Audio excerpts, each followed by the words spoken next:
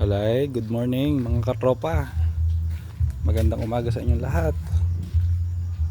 Welcome po sa Tubo Alae. Tayo na magkape ng kapeng Barakaw, Ines, sa Batangas. Tayo pupunta ngayon dito sa ating area dinit. Magbibisita muna at tapos na ang bagyong Isang. Salamat sa ulan. Ayan, masaya ang ating tubo. Dito sa area ito, ayan, ako hindi pa bakod. Dinis sa tabi ng daan at mabuti na ang laging handa.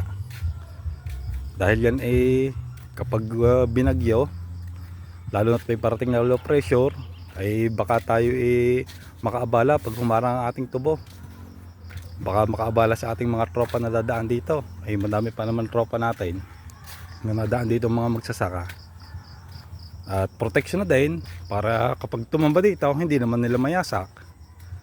Ayan ang ating tubo dito sa malapit.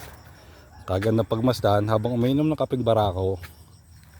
Siya, hanggang sa muli mga katropa dito sa Tubo Alae. Happy farming.